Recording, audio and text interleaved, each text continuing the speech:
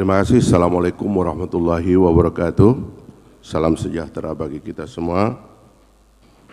Pak Menteri Bappenas sebagai tuan rumah, Pak Menko, para wakil menteri, para tamu undangan.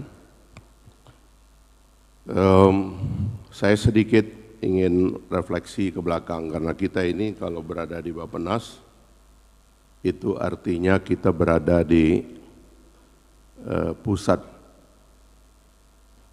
awal mula dari seluruh rencana pemerintah yang akan dikerjakan ke depan.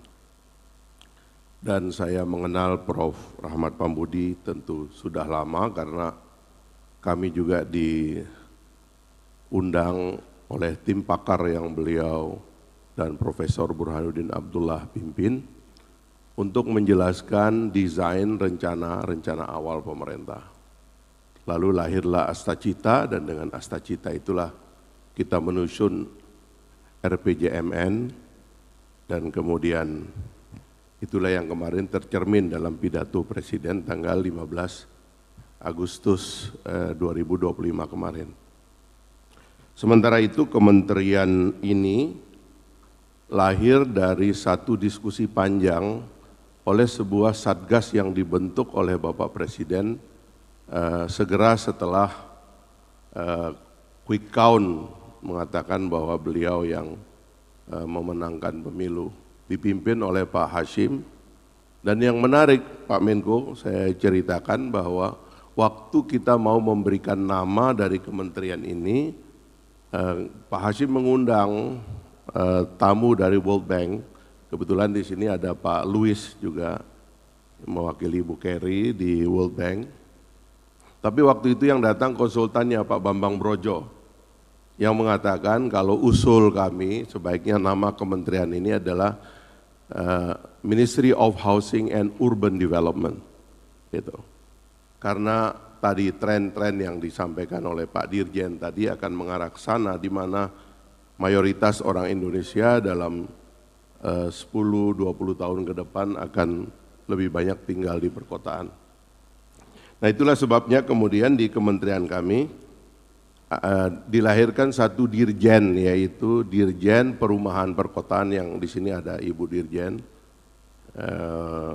Ibu Sri, yang memimpin Direktorat Jenderal Perumahan Perkotaan.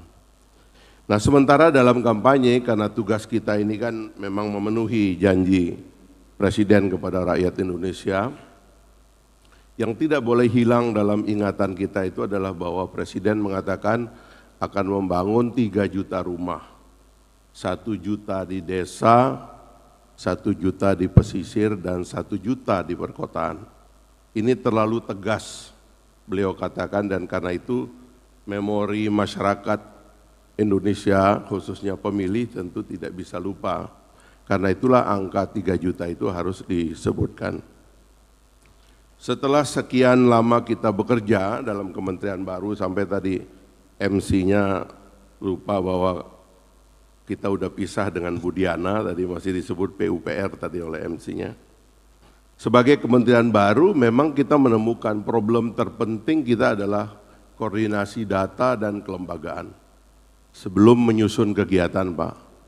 Oleh sebab itu saya kira forum ini, terima kasih Pak Menteri Bappenas, Pak Wamen dan seluruh jajaran, mudah-mudahan kita sering diajak untuk berkoordinasi perencanaan karena terus terang kita punya masalah, misalnya soal data Pak Menteri. Di awal-awal dulu kami kumpulkan banyak pihak untuk membahas sebenarnya yang dimaksud dengan perumahan itu rumahnya atau keluarganya, unitnya itu apa. Karena itu harus clear sehingga nanti pembagian tugasnya pun harus clear. Rumah juga dibagi, rumah di desa, rumah di kota, rumah di pesisir. Dalam undang-undang kita sementara itu nomenklatur rumah itu baru ada rumah susun dan rumah tapak. Rumah pesisir belum ada, rumah apung belum ada. Nah ini juga mesti nanti kita sinkronisasi semuanya. Sementara kalau kita bicara data backlog nih yang sering kita ungkapkan ini, kalau BPS itu kemarin cuman mengungkapkan ada 2 kategorisasi data backlog, yaitu backlog tidak punya rumah dan backlog rumahnya tidak layak huni, backlog kepemilikan dan backlog kelayakan. Tapi begitu kami gali lagi, ternyata itu ada backlog ketiga, yaitu backlog orang yang pada saat yang sama dia tinggal di rumah yang tidak layak, tapi rumah itu pun bukan rumah dia. Dan itu ada 6 juta keluarga yang tinggal di rumah yang tidak layak dan rumah itu bukan punya dia. Sehingga dengan Impres DT-Sen sebenarnya mengharuskan kita agak detail mencari by name, by address, ini orang-orang ini ada di mana tempatnya dan bagaimana statusnya. Nah sekali lagi ini adalah memerlukan integrasi data di antara semua kementerian dan lembaga yang ada. Tolong diteruskan ke file selanjutnya. Kalau ini terkait tentang status sektor pekerjaan dari backlog, terutama backlog kepemilikan, memang rata-rata hidup di sektor informal. Tapi saya mau langsung aja ke bagan yang lengkap. Tolong yang ini, saya sudah pernah sampaikan di depan Pak Menko juga dalam satu rapat dan juga secara khusus pernah saya sampaikan kepada Bappenas, waktu itu dipimpin oleh Pak Menteri juga. Jadi kalau kita mengurai Pak, kita mulai dari data-data kependudukan kita tentang tingkat kemiskinan kita dan tentang di mana desil rakyat kita hidup dari desil 1 sampai desil 10, lalu kemudian kategorisasi backlog yang dimiliki, maka sesuai dengan program Bapak Presiden di desa, di pesisir yang saya gabung dengan kawasan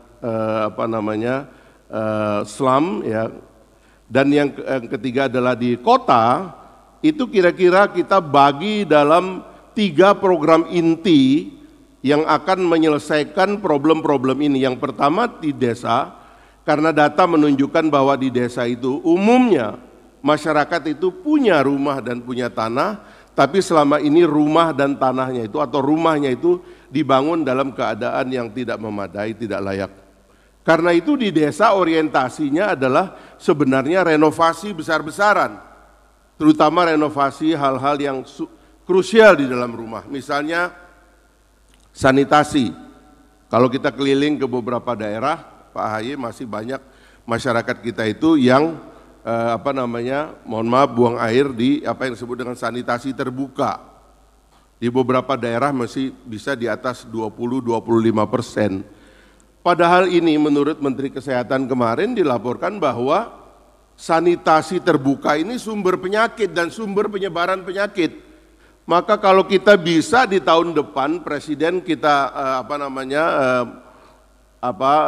informasikan bahwa paling tidak 2026 sebaiknya sanitasi itu diperbaiki semuanya. Ini akan memerlukan kolaborasi banyak kementerian termasuk Kementerian Kesehatan di dalamnya, sehingga 2026 sanitasi yang buruk sudah tidak ada, yang menjamin kesehatan masyarakat termasuk stunting yang paling dekat, dan yang paling penting adalah tidak ada penyebaran penyakit sebab sanitasi buruk adalah sumber penyebatan bakteri E. coli.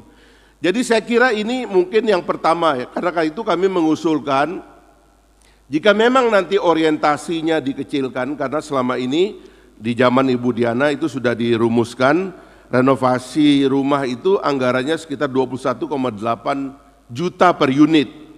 Kalau kita kurang biaya lalu kita hantam yang pertama sanitasi dulu, mungkin kita bisa turunkan itu sampai 5-10 juta. Sehingga paling tidak kita cover dulu, yang paling krusial dari rumah adalah sanitasinya gitu. Ini yang perlu koordinasi Pak. Nah yang berikutnya adalah penataan kawasan. Ini juga karena di Ibu Diana dulu adalah Dirjen Cipta Karya, beliau sangat mengerti soal ini. Saya mengusulkan bagaimana agar pada tahap pertama seluruh kawasan kumuh terutama di pesisir ini juga perlu diajak Menteri KKP Pak, karena Menteri KKP kalau tidak salah mendapatkan anggaran yang cukup besar untuk penataan kawasan pesisir dan perumahan nelayan.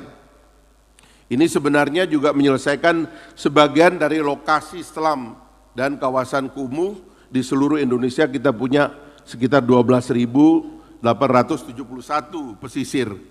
Dan itu kalau kita ambil setiap tahun kira-kira 1.200-1.300 kawasan dengan anggaran sekitar 22 billion, itu sekitar 26,4 triliun. Dan untuk dikabarkan kepada Pak Menteri Bappenas, kami juga sudah laporkan berkali-kali, sebenarnya World Bank dan kawan-kawan concern sekali dengan proyek ini, dan kami sudah membahas maraton dengan MDB, kita dapat pinjaman sekitar 4,5 miliar dolar Pak. Dan di seluruh Indonesia, dan itu titik-titiknya karena mereka bukan orang baru di sini, mereka sudah banyak sekali kisah suksesnya sehingga mereka antusias juga membiayai penataan kawasan ini. Penataan kawasan ini bisa kita gabung dengan program pertama dan program ketiga. Program ketiga ini adalah ini yang dipidatokan oleh Bapak Presiden juga di depan Lawrence Wong, Perdana Menteri Singapura waktu itu, rencana membangun 1 juta unit perumahan vertikal. Perumahan vertikal ini sebenarnya bagus sekali untuk menata kawasan kumuh. Karena kawasan kumuh itu tanahnya mahal Pak, makanya kumuh, dia numpuk. Tapi kalau dia bikin bervertikal, dan vertikalnya itu tidak harus high rise tapi juga low rise 3-5 lantai begitu, dengan lantai pertamanya itu dikosongkan supaya tetap menjadi public space. Maka saya kira kalau secara masif ini kita lakukan, kawasan kumuh kita hilang, perumahan yang baik dan sanitasi yang baik tersedia bagi masyarakat, kotanya tambah bagus, tambah indah, kita pakai tanah-tanah pemerintah yang gratis Pak. Sepadan misalnya itu gratis semuanya Bu, sepadan pantai, sepadan pesisir, sepadan jalan itu kan sebenarnya tinggal kita tata kembali. Nah inilah desain besarnya Pak Menko, Pak Menteri, sehingga 3 hal yang tadi juga disebut di Bu Diana juga, tinggal pakai nomor aja itu Bu Diana. Kalau Ibu Diana tadi 608 ya. 8 growth ya, poverty-nya sampai 0. Kita ada job creation.